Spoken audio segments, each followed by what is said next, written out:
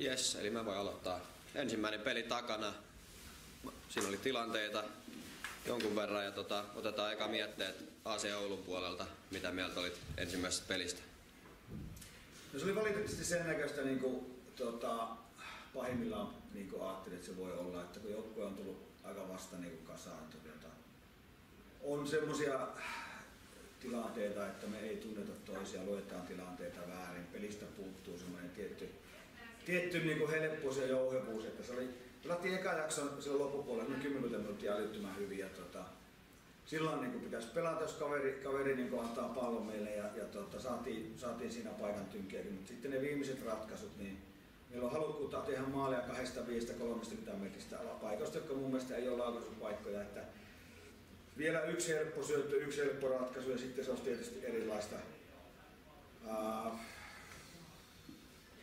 Tuomarilaiset on 2 isoa virhettä tänään, että siinä kaverin maalissa niin kahdella kädellä työnsi sitä meidän pakkia, joka puski sen pallon ja teki sama kaverin maali, vai tuliko syöttö. Ja sitten mun mielestä ihan yhtä selvä sitten oli, tai sanotaanko, että tämä oli yhtä selvä kuin se väärä varoituskin sitten, että kyllä. Siitä sitten kaveri joutui kärsimään, mutta että jos olisi mennyt tasaan, niin meni tasaan, mutta me ei saatu sitten käytettyä sitä, että olihan siinä sitten paikkoja ja mutta ei meillä ei ollut semmoista malttia, semmoista tietty semmoinen pelikuri puuttu niin kuin muutamilta kavereilta, että meillä oli paljon nuoria pelaajia, liian paljon voisiko sanoa, mutta näkevät, että mitä tämä sarja on, että ja seuraavat pelit on Kotka ja Jaro, että voisi olettaa, että ne vielä tästä kovenee, niin ei me vaan auto, tällä liian moni pelaaja ei ollut valmis tähän, mitä tämä vaatii näiden ykkösen pelien voittaminen. Että Grani teki oma hommansa älyttömän hyvin ja siitä heille kiitos, että ja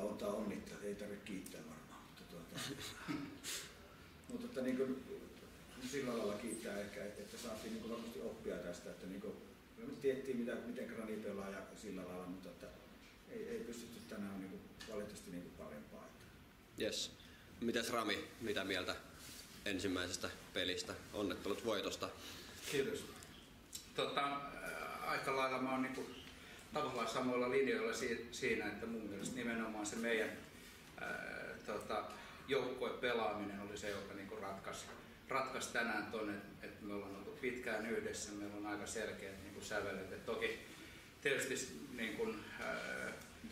ulosajoja ja loukkaantumiset ja muita tämmöisiä muuttaa sitä omaa tavallaan ennakkoon mietittyä pelisuunnitelmaa pikkasen, mutta mun mielestä älyttömän hieno osoitus meidän siitä joukkueena pelaamisesta, että vaikka tänään toki meidän maalivahti otti pilkun kiinni, aivan loistava peli Johannekselta, mutta maalivahti saa ollakin se yksilöurheilija siellä joukkueessa, mutta kaikki muut laittoi kyllä itsensä likoon 3 pisteen edestä, että aivan fantastinen suoritus, kun kaikki ottaa.